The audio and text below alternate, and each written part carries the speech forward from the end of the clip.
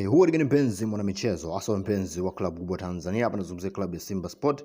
Leo tupo na taarifa kubwa kuhusiana na sajili tatu zinazoendelea ndani ya kikosi cha Simba, lakini kubwa zaidi ni sajili hizi ambazo zimetangazwa rasmi na Simba Sport, akiwemo nyota wa kutumainiwa, nyota mkubwa, nyota kutoka timu ya pale USM Alger ambaye ameondoka pale kwa matatizo yake na uongozi wa USM Alger kushindwa kumtimizia mahitaji ambayo anayataka, na klabu ya Simba Sport wamekuwa mstari wa mbele na wamemchukua nyota huyu, na hii yote inasababishwa na kile kinachoitwa kukosekana kwa mwendelezo mzuri ndani ya kikosi cha Simba, hasa kwenye eneo la ushambuliaji. Simba Sports wanatengeneza nafasi, lakini kuzitumia kumekuwa ni swala gumu sana. Kuwepo kwa Selemani Mwalimu ndani ya kikosi cha Simba na kuwepo kwa mchezaji wa kutumainiwa na Simba Sport, hapo tunamzungumzia Jonathan Soa, bado hujaongezea chachu kubwa ya Simba kutumia nafasi. Wamekuwa wakitengeneza nafasi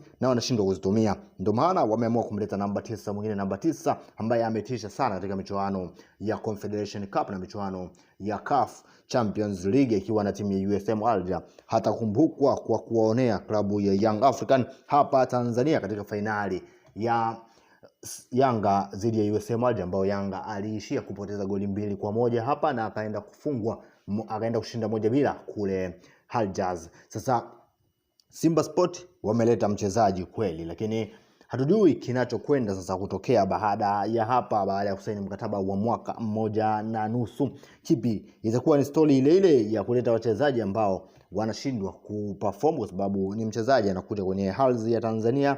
Hali ya hewa ni tofauti na ya kule Algeria ambako kacheza kwa muda mrefu sana, lakini kikubwa zaidi ni kwamba ni namba 9 wa kutisha zaidi kuja kwenye klabu ya Simba Sport, na atakuwa analipwa fedha nyingi kuzidi wachezaji wote wa klabu ya Simba Sport, lakini pia inawezekana ikawa ni wachezaji wote wa ligi kuu Tanzania bara, wachezaji wa kigeni, na hii itakuwa ni nyota njema kwa viongozi wa Simba Sport, itakuwa nyota njema kwa mashabiki wa Simba Sport kama hataendelea na ile consistency yake ambayo yupo nayo, kwa sababu ukiangalia kwenye ligi ya sasa ana goli 10 hadi kufikia sasa, ana assist 4. Kwa hiyo ukikompare na wachezaji waliopo ndani ya kikosi cha Simba utaona ni dhahiri shaili amewazidi kinamba. Sasa tunasubiri tuone kama anaweza kukiendeleza ndani ya kikosi cha Simba. Usahau kusubscribe, mwambie wewe shabiki wa Simba kutokea maeneo gani. Tukutana wakati mwingine.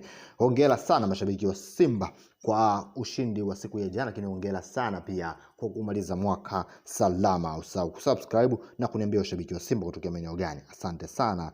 This is Simba Blaza. This is Simba.